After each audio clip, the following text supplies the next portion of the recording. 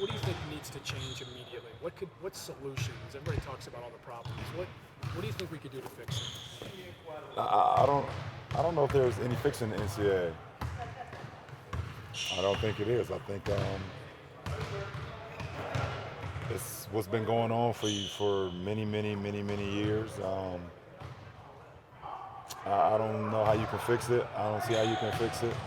Obviously, I've never been a part of it, so I don't know all the ins and outs about it. I don't know all the rules and regulations about it.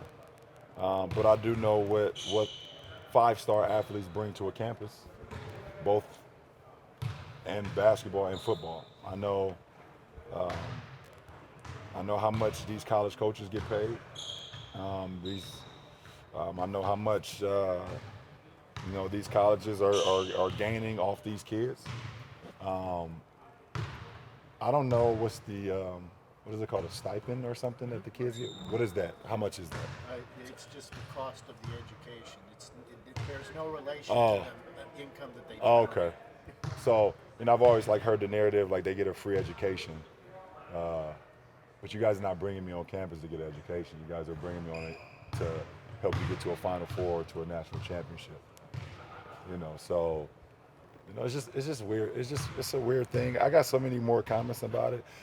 I know what I know for us as an NBA, we have to shore up our G League, continue to expand our G League, and basically what it is like our farm league, in baseball. Um, I'm not a fan of the NCAA. I love watching March Madness. I think that's incredible. I'm not a fan of how the kids don't benefit from none of this. Um, so it's kind of a fine line because I actually got a couple boys that could be headed in that direction. So there's going to be some decisions that we as a family have to make. But I know as the NBA, we have to figure out a way that we can shore up our farm league, and if kids, feel like they don't want to be a part of that NCAA program thing, then we have something here for them to be able to jump back on and not have to worry about going overseas all the time, I guess. So we have to figure that out. But um, kids getting paid is not, that's not new. It's nothing new under the sun. You guys seen Blue Chips? It's a real movie. It's a real movie, seriously. It's a real movie. It's just, So without naming names or anything, what was the craziest offer you got during that time, me? sophomore, junior year, when it was?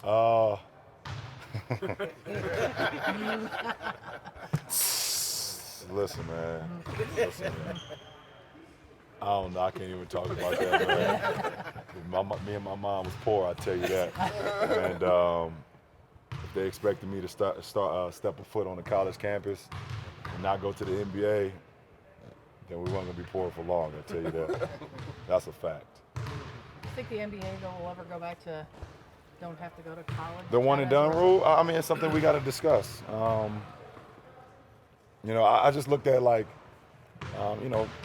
like you said, the farm league and like in baseball or you look at pros overseas. Some of those guys get signed at 14, but they get put into this farm system where they're able to grow and be around other professionals for 3 or 4 years. And when they're ready, they hit the national team, or they're ready, they become a pro.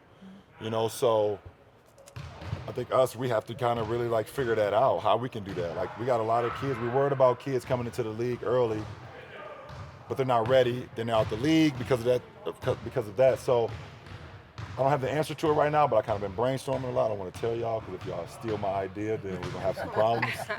But we have to figure out if a kid feels like at like 16 or 17, he doesn't feel like the NCAA is for him, or whatever the case may be. If we have a system in place where we have a farm league where they can learn and be around the professionals, but not actually become a professional at that point in time, you're actually playing the NBA, but learn for a few years, learn what the NBA life is about, learn how to move and walk and talk and things of that nature. And then in 2 years, they're able just like guys do overseas. I mean, if you look at Messi's story, if anybody ever read Messi's story, he's a professional for like 5-6 years before he actually became a professional.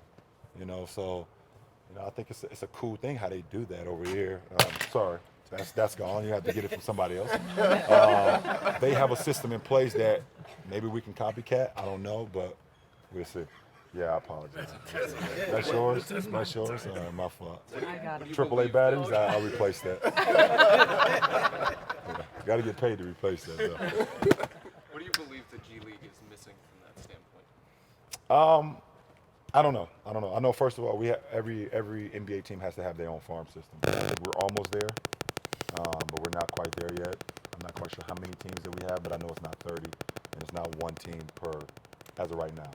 We're getting there, and the G League is doing. I clap and commend what we're doing right now with that.